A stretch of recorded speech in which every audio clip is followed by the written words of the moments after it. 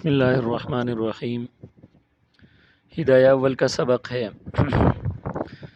گزشتہ سبق میں نے عرض کی تھی کہ یہ ایک پورا پیراگراف ہم چھوڑ دیتے ہیں والدابۃ تخرج سے، اور آگے جو ہم عبارت پڑھیں گے فإن قشرت نفطۃ سے۔ عبارت دیکھ لیجئے، فإن قشرت نفطۃ فسال منها ماء أو صديد أو غيره إن سال عن رأس الجرح نقض وإن لم يسل لا ينقض.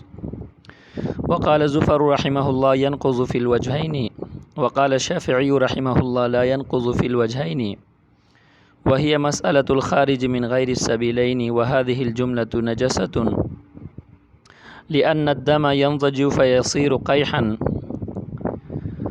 ثم يزداد نضجا یا نضجا فيصير صديدا ثم يصير ماء. هذا إذا قشرها فخرج بنفسه، أما إذا عصرها فخرج بعصره لا ينقض لأنه مخرج وليس بخارج والله أعلم.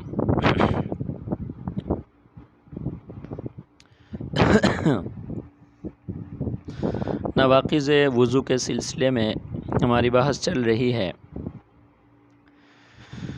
آج جس چیز کا ہم بیان کر رہے ہیں وہ چھالا ہے جو انسان کے ہاتھوں پہ نمودار ہوتا ہے۔ تو عبارت کا ترجمہ دیکھ لیجئے، فإن قشرت، اگر چھل جائے، چھلکا الگ کیا جائے، نفطۃ، چھالے کا، نفطہ، نفطہ اور نفطہ، نون کے اوپر ضمہ، کسرہ اور فتحہ تینوں پڑھنا جو ہے نا وہ کیا ہے، درست ہے۔ اس میں تین لغات ہیں، نفطہ، نفطہ یا نفطہ کہا جاتا ہے۔ ہاتھوں کے اوپر جو چھالے پڑ جاتے ہیں کام کرنے کی وجہ سے، وہ ہاتھوں کے اوپر یہ ہتھیلی وغیرہ، اس میں عام طور پر جو ہے نا وہ انگلیوں کی طرف، ہتھیلی کا جو آخری سرا انگلیوں پہ ختم ہوتا ہے وہاں پہ جو ہے نا وہ چھالے بن جاتے ہیں، اس کے لیے نفطہ کا لفظ استعمال ہوتا ہے۔ میرے سامنے کتاب میں حاشیے میں نفطہ کی تعبیر کی گئی ہے، وَيُقَالُ بِالْفَارِسِيَّةِ آبلا، کہ اس کو آبلا کہا جاتا ہے، اور اس کی وضاحت اس طرح کی ہے، بصرة تخرج في اليد من العمل ملآن ماء، کہ ہاتھوں پر یہ نکلتا ہے اور کام کرنے کی وجہ سے یہ ہاتھوں پر نمودار ہوتے ہیں اور اس کے اندر پانی بھرا ہوا ہوتا ہے۔ حالانکہ دیکھیں اردو میں جو ہاتھوں کے اوپر ہوتے ہیں اس کے لیے آبلہ کا لفظ استعمال نہیں ہوتا، اس کے لیے چھالا کا لفظ استعمال ہوتا ہے۔ البتہ پاؤں میں چلنے کی وجہ سے یا شوز وغیرہ تنگ ہونے کی وجہ سے جب بندہ چلتا ہے تو پاؤں کے اوپر اس طرح کی جو چیز نمودار ہوتی ہے اس کے لیے آبلہ کا لفظ استعمال ہوتا ہے۔ تو یہاں مناسب یہ معلوم ہوتا ہے کہ ہم آبلہ کے بجائے چھالا سے جو ہے نا کیا کریں، اس کا ترجمہ کریں۔ تو اب دیکھیں ذرا، فإن قشرت نفطۃ، اگر چھالے کا چھلکا اتر جائے، اگر چھالے کو چھیلا جائے، فسال منها ماء، اور اس میں سے بہہ جائے پانی، سال یسیل سیلا، بہنے کو کہا جاتا ہے، او صدید، یا پیپ، او غیرہ، یا اس کے علاوہ کوئی اور چیز، کوئی اور مادہ، ان سال عن رأس الجرح، اگر وہ بہہ جائے وہ زخم کے سر سے، نقض، تو اس صورت میں وضو ٹوٹ جائے گا۔ وَإِن لَّمْ يَسِلْ، اور اگر وہ بہہ نہ جائے، لا ينقض، تو وضو نہیں ٹوٹے گا۔ وقال زفر رحمہ اللہ، امام زفر رحمہ اللہ فرماتے ہیں، ينقض فی الوجہین، دونوں صورتوں میں وضو ٹوٹ جائے گا۔ وقال الشافعی رحمہ اللہ لا ينقض فی الوجہین، امام شافعی رحمہ اللہ فرماتے ہیں کہ دونوں صورتوں میں وضو نہیں ٹوٹے گا۔ وہی مسألۃ الخارج من غیر السبیلین، اور یہ ہر اس چیز کا مسئلہ ہے جو کہ، اور یہ اس مسئلے میں سے ہے جو کہ خارج من غیر السبیلین ہے، اور یہ مسئلہ وہی ہے جو کہ خارج من غیر السبیلین ہے۔ خارج من غیر السبیلین میں پہلے اختلاف آپ لوگوں نے پڑھا ہے، احناف کا اور شوافع کا، اور اس میں امام زفر رحمہ اللہ کا مسلک۔ وَهَذِهِ الْجُمْلَةُ نَجَسَةٌ، اور یہ سب کا سب جو ہے نا وہ کیا ہے، نجس ہے، اس چیز سے نکلنے والا جو بھی مادہ ہے۔ لأن الدم ينضج فيصير قيحا، اس لیے کہ خون جب پکتا ہے تو وہ کچا لہو بن جاتا ہے. لأن الدم اس لیے کہ خون ينضج جب پکتا ہے، فيصير قيحا تو وہ کیا بن جاتا ہے؟ کچا لہو بن جاتا ہے. قیح یہ کچے لہو کو کہا جاتا ہے، لہو اور پیپ کے درمیان والی ایک صورت ہوتی ہے. ثم یزداد نضجا یا نضجا دونوں اس میں ٹھیک ہیں. پھر جب وہ مزید پکتا ہے، فیصیر صدیدا تو وہ پیپ بن جاتا ہے.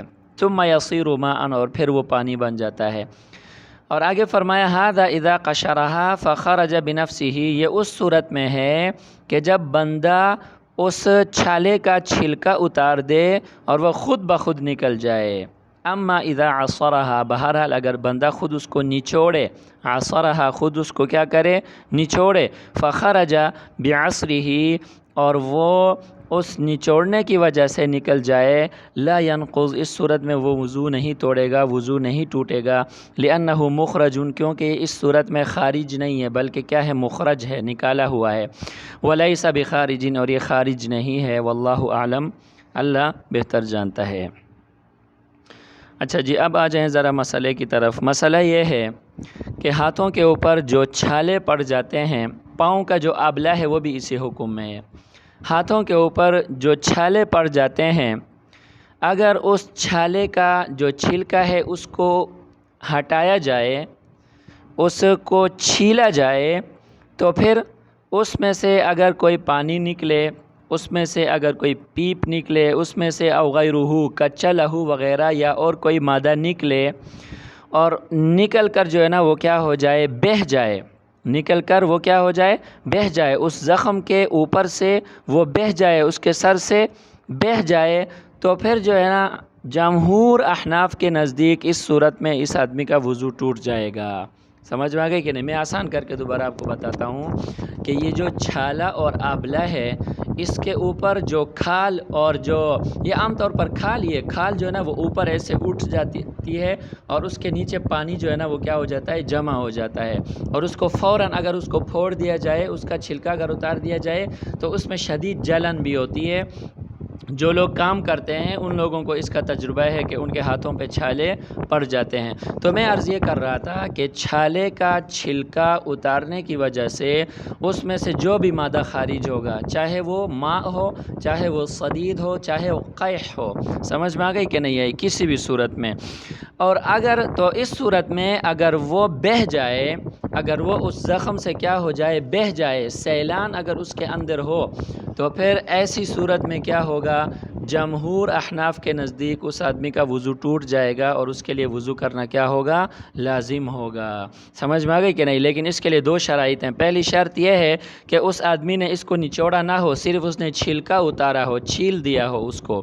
سمجھ میں آئی کہ نہیں؟ اور دوسری یہ ہے کہ وہ اس میں سے جو مادہ نکلا ہے وہ بہہ پڑا ہو، زخم سے جو ہے نا وہ کیا ہو؟ تجاوز کر جائے، اس جگہ تک پہنچ جائے جس کے ساتھ حکم تطہیر لاحق ہے. پہلے جو مسئلہ آپ لوگوں نے پڑھا ہے کہ زخم سے جب خون نکلے گا یا پیپ نکلے گا تو اس کا کیا حکم ہے، یہاں پر اس کا بھی وہی حکم ہے. امام ظفر رحمہ اللہ فرماتے ہیں کہ دونوں صورتوں میں کیا ہو جائے گا؟ وضو ٹوٹ جائے گا. دونوں صورتوں سے مراد بس زخم سے جو ہے نا یہ کیا ہو جائے؟ نکل جائے. سمجھ میں آ گئی کہ نہیں؟ ظاہر ہو جائے، چاہے بہے یا نہ بہے، چاہے بہے یا نہ بہے، صرف ظاہر ہونے کی صورت میں کیا ہو جائے گا؟ وضو ٹوٹ جائے گا. سمجھ میں آ گئی کہ نہیں؟ کیونکہ وہ ظہور کو جو ہے نا خروج کے معنی میں قرار دیتے ہیں. اس کا ظاہر ہونا گویا کہ اس کے خارج ہونے کی طرح ہے. اور امام شافعی رحمۃ اللہ علیہ فرماتے ہیں کہ دونوں صورتوں میں اس کا وضو نہیں ٹوٹے گا. سمجھ میں آ گئی کہ نہیں آئی؟ دونوں صورتوں میں اس کا وضو نہیں ٹوٹے گا. اس کا مطلب یہ ہے کہ چاہے وہ خود جو ہے نا کیا اس آدمی نے صرف چھلکا اتار دیا ہو یا اس نے اس کو کیا کیا ہو؟ نچوڑا ہو. اسی طرح وہ وہاں سے نکل کر جو ہے نا اسی جگہ پہ خشک ہو جائے یا وہ بہہ جائے، سیلان اس کے اندر ہو، دونوں صورتوں میں جو ہے نا وہ وضو نہیں ٹوٹے گا. اور وضو اس لیے نہیں ٹوٹے گا کہ امام شافعی رحمۃ اللہ علیہ کا مسلک پہلے بھی آپ لوگوں نے پڑھا ہے کہ سبیلین کے علاوہ باقی جگہوں سے جو چیز خارج ہوتی ہے اس سے وضو نہیں ٹوٹتا. امام شافعی رحمۃ اللہ علیہ کا مسلک پہلے آپ لوگوں نے پڑھا ہے، اس لیے صاحب ہدایہ نے اس کی طرف اشارہ کر دیا، وہی مسئلۃ الخارج من غیر السبیلین.